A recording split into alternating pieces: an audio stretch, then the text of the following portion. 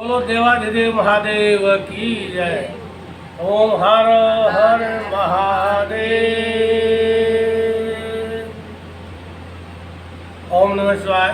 सभी प्यारे दर्शकों को बहुत बहुत आभार। आज श्री शिव महापुराण का हम 17वां अध्याय कथा के रूप में जानेंगे, श्रवण करेंगे। साथ ही महादेव का ये पवित्र महीना और वो भी हरि के संग में मलमास के साथ में चल रहा है, बहुत ही उत्तम महीना है। भगवान के गुणगान करने का बहुत ही उत्तम महीना। इसमें भगवान हरि और हर दोनों का संयुक्त रूप से पूजन किया जाए तो सभी प्रकार का कल्याण संभव है। साथियों, मेरे YouTube चैनल को लाइक, शेयर और सब्सक्राइब अवश्य कीजिए।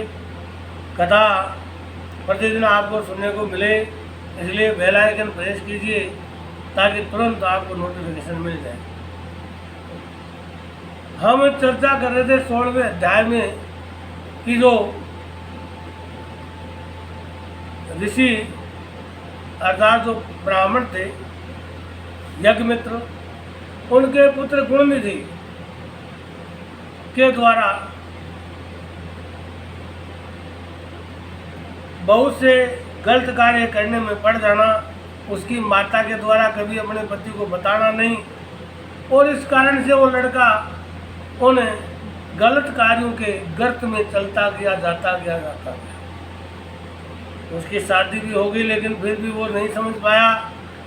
और अंत में जब गुणनिधि के पिता यज्ञदत्त को मालूम चलता है कि मेरा पुत्र गलत कार्यों में लीन है, चोरी में, जुआरी में, वेश्यागमन में, तो वह बड़ा दुखी हुआ। आकर के अपनी पत्नी से पूछता है। पत्नी ने पहले तो वैसे ही टाल दिया, लेकिन जब उन्होंने क्रोध करके पूछा यज्ञदत्त ने, तो वह उनके चरणों में, अपने पति के चरणों में गिर पड़ी कि मुझे क्षमा करो। और थोड़ी देर में यज्ञदत्त का क्रोध भी कुछ शांत होता है। अब हम 17वें अध्याय में गुणनिधि के बारे में क्या क्या चर्चा हुई ये जानेंगे। ब्रह्मा जी ने कहा कि हे नारद, जब गुणनिधि ने ये बात सुनी तब वह चिंता और शोकाकुल होकर के अपने को भाग्यहीन समझने लगा। वह रो रो कर कहने लगा, हाय हाय, हे मेरी सहायक माता, अब मैं कहाँ जाऊँ, क्या करूँ? इस समय मुझको कुछ नहीं सूझ पड़ता, मुझे धिक्कार है। गुणनिधि यह कहकर पिता के भय से भयभीत हो रोता हुआ घर से भाग गया। वह कुछ समय में ही मार्ग के परिश्रम से थक कर तथा शोक सागर में डूब गए हाय हाय करता हुआ रुदन करने लगा। रोते रोते वह कहता कि हे मेरी माता, मैं अब कहाँ जाऊँ और क्या करूँ? मुझे कोई उपाय नहीं सूझता। मैं विद्या से हीन हूँ, जो मुझको इस समय में लाभदायक होती। मैंने धन का संग्रह भी तो नहीं किया जिससे विद्वान एवं बुद्धिमान लोग सुख से जीवन व्यतीत करते हैं। अब तो मैं भिक्षा मांगने के योग्य भी नहीं रहा हूँ।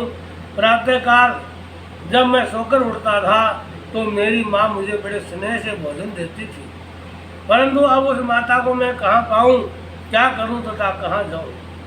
ऐसे विचार करते हुए गुणनिधि जंगल में भटक रहा है। गुणनिधि इस प्रकार भयभीत हो रुदन करते करते अचेत होकर पृथ्वी के ऊपर गिर पड़ा। सूर्यास्त का समय हो गया। कुछ समय पश्चात वह सचेत होकर पुनः इसी चिंता में डूबा हुआ था कि इतने में एक शिव भक्त पुरुष शिव जी की पूजा के लिए उधर से निकला। उसके पास पूजन के लिए अनेक प्रकार की सामग्री थी तथा शिव जी के लिए भांति भांति के नैवेद्य थे, मिठाइयाँ थी। उसके साथ कुछ अन्य शिव भक्त भी साथ में थे। उस दिन शिवरात्रि थी, जिसमें मनुष्य व्रत करके मुक्ति प्राप्त करते हैं। यह शिवरात्रि सब व्रतों में श्रेष्ठ, अत्यंत सुखदायक, स्वयं शिव जी को अति प्रिय है। मूर्ख भी इस व्रत को करके अपने मनोरथ सिद्ध कर सकते हैं।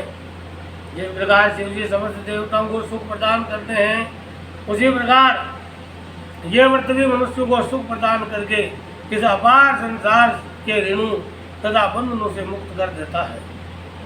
ऐसे परम शिवरात्रि व्रत को रखे हुए वे मनुष्य शिव जी के मंदिर में शिवालय में चले गए।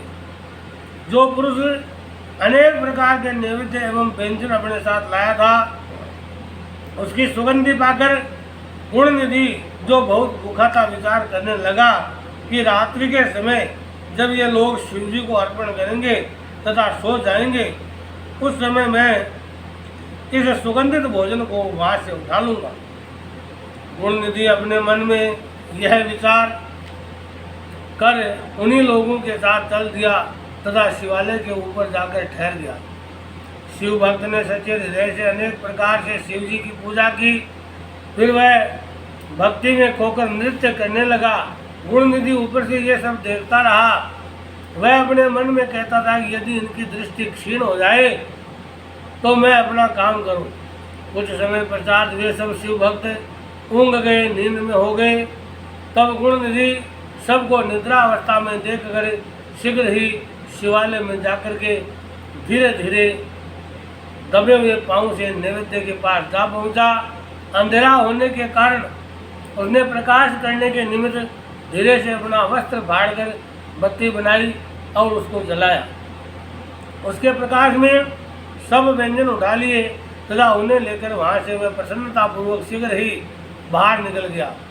परंतु चलते समय उसका एक पैर लेटे हुए किसी शिव भक्त से लग गया, जिससे वह उसी क्षण उठकर चिल्लाया तथा कहने लगा कि ये कौन चोर भागा जाता है, इसे पकड़ो।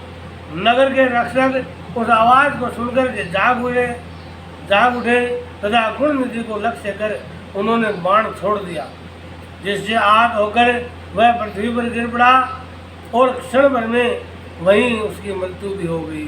गुणनिधि की मृत्यु हो गई। अस्तु तब यमदूत वहाँ पहुँचकर मुग्धर आदि भयंकर शस्त्र गुणनिधि को दिखाते हुए उसे पापी जानकर बांधने लगे। परंतु उसी समय शिवजी ने अपने गणों से कहा, यद्यपि गुणनिधि ने अनेक पाप किए हैं, परंतु वह शिवरात्रि का व्रत रख कर न तो रात्रि भर सोया और न उसने हमारा निर्माल्य ही खाया है। यानी अभी तक उसने खाया भी नहीं जो चुराया है, और सारे दिन भूखा रहा है, यानी व्रत कर लिया इसने। शिव जी ने अपने गणों को बोला। नगर के रक्षकों द्वारा उसकी मृत्यु हुई है, इस समय उसको यमदूत बांध रहे हैं। अतः मेरा आदेश है कि तुम यमदूतों से गुणनिधि को मुक्त करके मेरे लोक में ले आओ, क्योंकि मैंने उसको अपना बना लिया है। भगवान ने कहा कि मैंने अपना लिया उसको, अब वह नरकगामी नहीं होगा। मुझको शिवरात्रि व्रत अत्यंत प्रिय है। अस्तु अब गुणनिधि कलिंग देश का राजा होकर मेरा परम भक्त बनेगा। गुणनिधि को केवल शिवरात्रि व्रत के माध्यम से ही कलिंग देश का राजा बनाने का भगवान शिव जी ने ठान लिया। शिव जी के आदेश अनुसार उनके गण गुणनिधि के पास जा पहुँचे। उनके हाथों में त्रिशूल थे। यमराज के गण उन्हें देखकर बहुत भयभीत हो गए।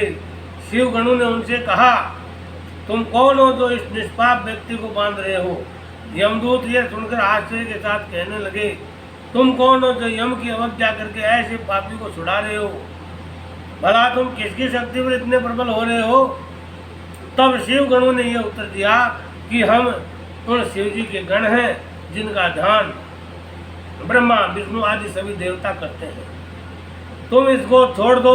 यमगणों ने कहा, तुम्हारी आज्ञा उचित है, परंतु इसके पापों का विचार न कर तुम इसे क्यों छुड़ा रहे हो? इसने अपने कुल की रीति को त्यागा है तथा वेद का अपमान किया है। हम इसकी मूर्खता का कहाँ तक आपको बताएं? यह सब पापियों का सिरमौर है। सबसे बड़ा पाप जो इसने किया वह यह है कि शिव निर्माल्य चोरी करके ले भागा। शिव जी के प्रसाद को ही ले भागा और खाने लगा। यह तो तुमने भी देखा होगा। तुम ये भी भली भांति जानते होंगे कि जो कोई शिव निर्माल्य को ग्रहण करता है उसको ऊपर से लांग जाता है अथवा किसी को देता है, वह नरकगामी होता है। शिव जी पर चढ़ी हुई वस्तु खाने की अपेक्षा विष पीना कहीं अच्छा है, परंतु इस संसार में तो धर्म रखना भी बहुत कठिन हो गया है। शिव गणों ने यम गणों के मुख से यह शब्द सुनकर के उत्तर दिया कि हे यमदूतो, ये ब्राह्मण पुत्र निष्पाप हो चुका है।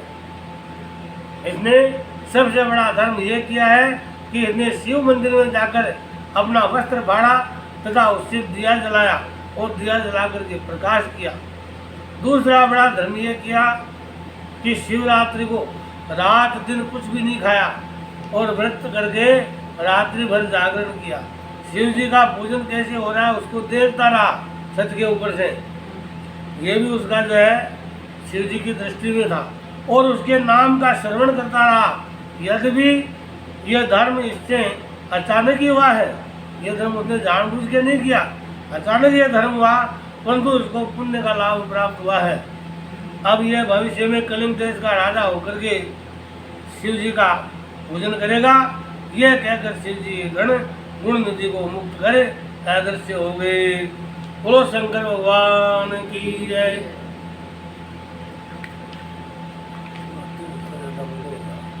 मेरे YouTube चैनल को लाइक शेयर और सब्सक्राइब कीजिए।